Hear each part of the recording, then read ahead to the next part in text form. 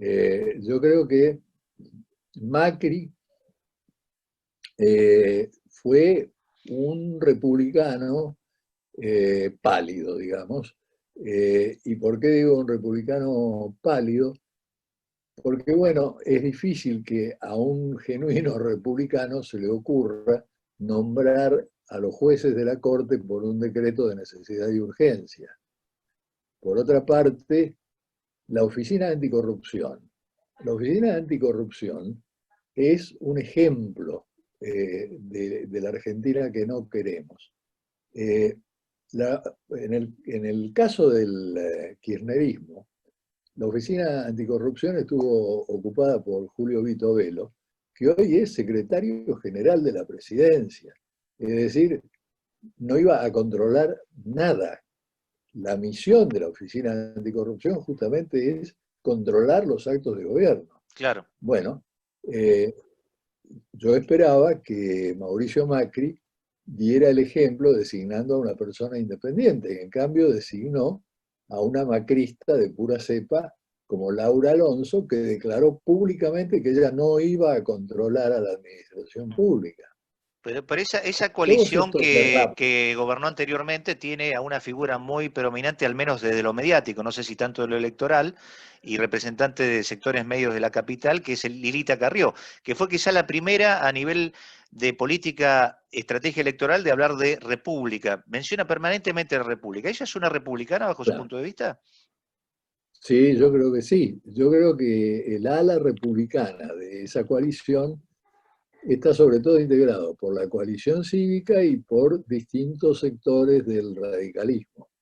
Y esto es, bueno, el punto en el que puede pivotear en el futuro el esfuerzo para desarrollar esta concepción de la república, para enfrentar a la concepción autocrática que rige en Pero el gobierno, entonces, ¿no? volviendo a su artículo tan interesante que el otro día leyeron tantos argentinos, el último momento de diálogo de la Argentina fue ese del intento simbólico que nunca se produjo, del abrazo Perón-Balbín, pero recordemos que después de esa multipartidaria y de las elecciones que regresaron con el último regreso de Perón, bueno, vino la noche más oscura, vino primero el asesinato de Rucci, después la dictadura militar. Ahí parte todo de lo que hoy vivimos, o usted cree que gran responsabilidad también es de la baja calidad de dirigentes en la democracia que tuvimos? Yo creo que en las dos cosas. Yo creo que hay parte, una buena parte, para repetirme, de lo que estamos experimentando, y que la baja calidad de los dirigentes políticos en la Argentina, salvo honrosas excepciones, refleja algo que las encuestas no se cansan de mostrar, y es que la profesión de político, es decir, la gente que no vive solamente para la política, sino que vive de la política, es una de las profesiones peor vistas por la ciudadanía. Es decir, figura generalmente en el último o anteúltimo lugar en el rango de estas encuestas. Ujú. Entonces es poco atractiva para gente que sea republicana, decente, que no trate de apropiarse de la cosa pública para su propio provecho. Entonces, este me parece un elemento. El otro elemento es que si hacemos un recorrido así a vuelo de pájaro de la historia argentina, Argentina no aparece como tal, sino después de la batalla de Caseros, o sea, no en el 1853, cuando se dicta la Constitución, sino en 1860, cuando Urquiza se da cuenta que no es posible que haya una nación, que haya una república, si Buenos Aires no forma parte de ella. Y esta república según la Constitución de 1853, uno de cuyos principales redactores, Juan Bautista Alberdi, dijo: la Constitución establece lo que es la república posible. Ahora, en la práctica, lo que vamos a tener acá es la república real igual monarquía. Bueno, esta Constitución, cuando se pone en vigencia y por lo tanto Argentina aparece como tal, hasta ese momento un santafesino, un mendocino no se consideraba argentino. Claro. Argentinos eran los habitantes de la provincia de Buenos Aires. Buenos Aires se legó a la Argentina. Bueno, 1880, ahí se consolida El Estado Nacional. firmemente claro, la campaña del desierto, mal llamada así porque no había ningún desierto, sino que estaban las comunidades originarias. Bueno, ahí se instala en el poder una plutocracia, es decir, una visión autocrática basada en el poder del dinero, que es lo que se llama la república oligárquica. Y la república oligárquica va a durar hasta el ascenso de Hipólito Yrigoyen.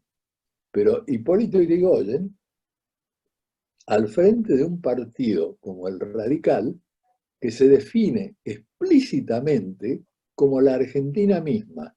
Esto que acaba de decir hace poco Alberto Fernández, que el peronismo es la Argentina misma, bueno, esto lo decía el radicalismo en 1916. No somos un partido más, somos la Argentina. Y el programa de gobierno de Hipólito Yrigoyen era la Constitución Nacional. Se mostraba en público con la Constitución Nacional debajo del brazo.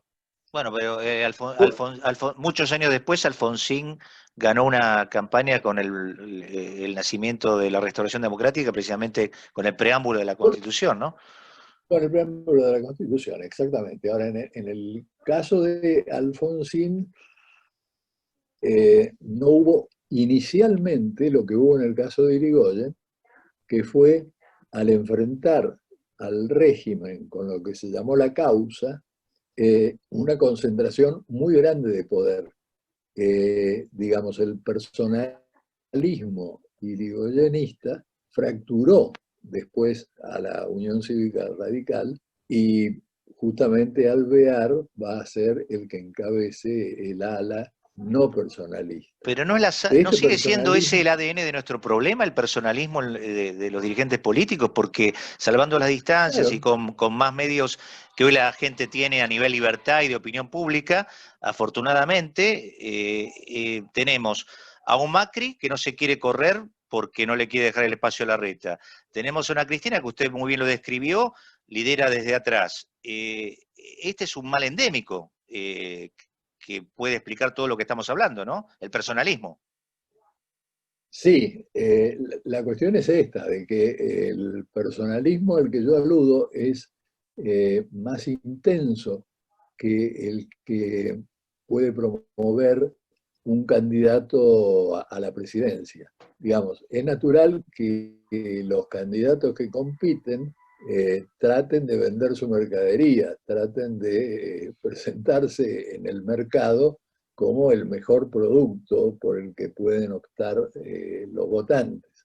Entonces, en el caso de Macri, yo creo que ocurre esto último, su gobierno, sobre el que mi juicio es muy negativo, pero es negativo porque un gobierno republicano puede también ser bueno o malo. Por Es los decir, resultados, en puede, definitiva.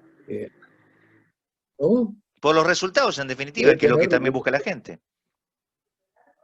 exactamente. A la vez, un gobierno autocrático puede beneficiar a la mayoría de la gente. ¿El Históricamente de hay Néstor muchos fue un gobierno casos. autocrático? El de Néstor.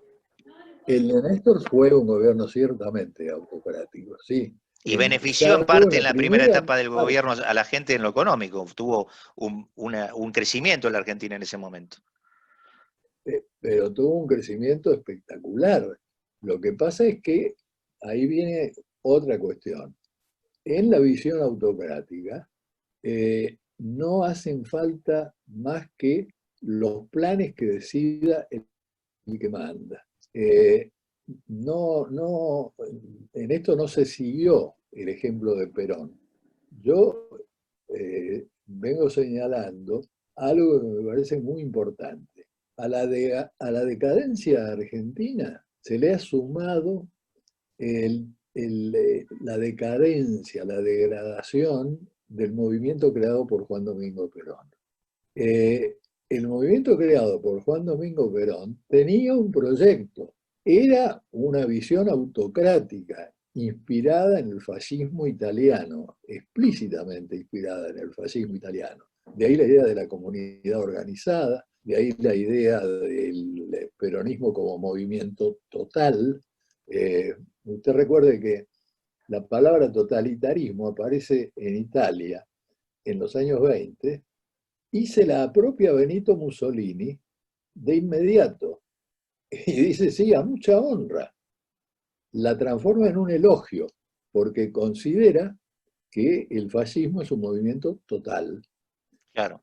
Y establece una serie de parámetros que Perón aprende, porque Perón va entre 1939 y 1941 como agregado militar de la Embajada Argentina.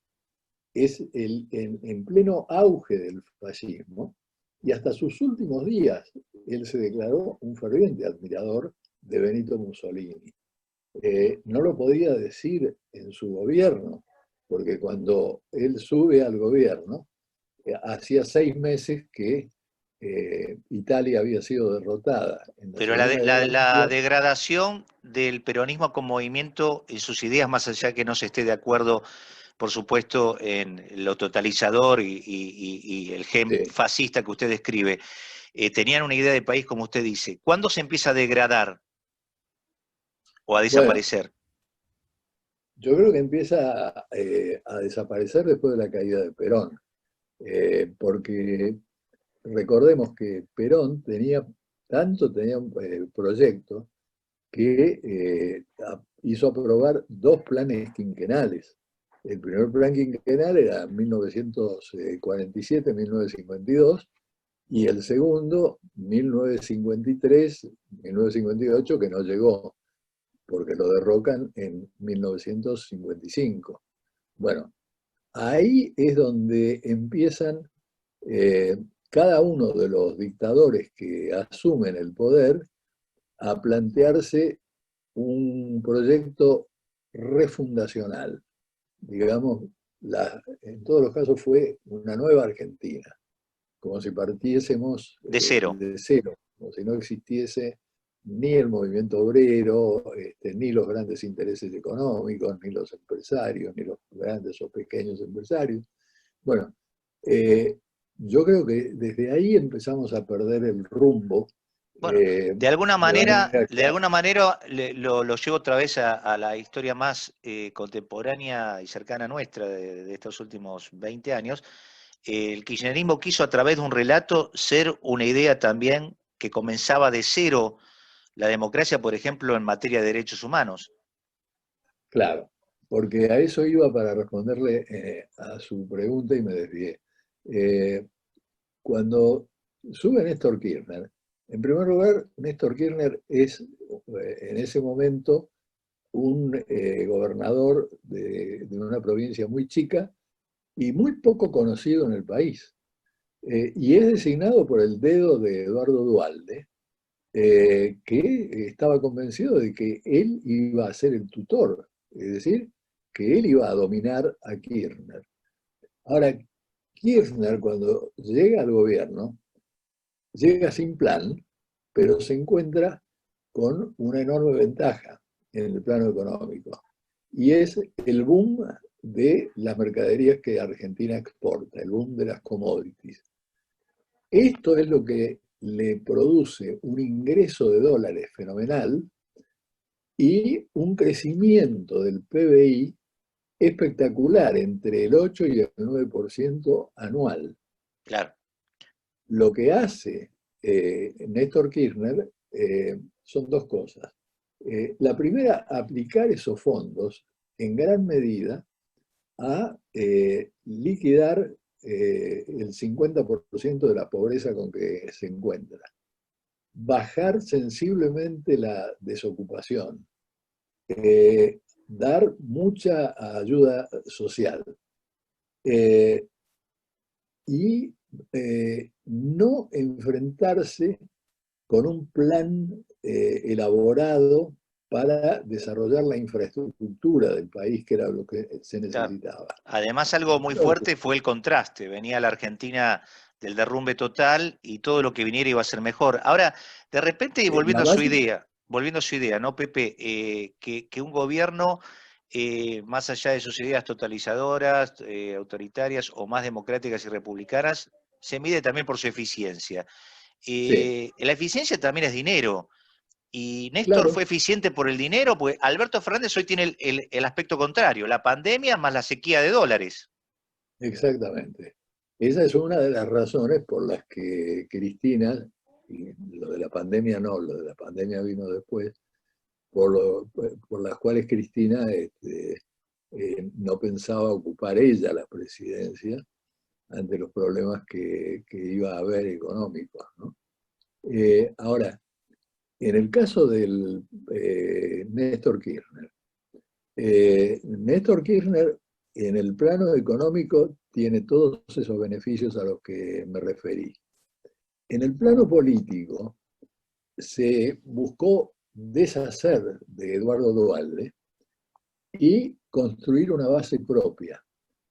Para lo primero, apeló a la transversalidad, es decir, a hacer un gobierno más abierto. Y después, casi en simultáneo, descubrió una cosa que no le había pasado hasta entonces a las organizaciones de derechos humanos. Ni él ni su esposa se habían ocupado nunca de los derechos humanos, pero de pronto atrajo a estas organizaciones, se dio cuenta con gran astucia política el rendimiento que esto le podía brindar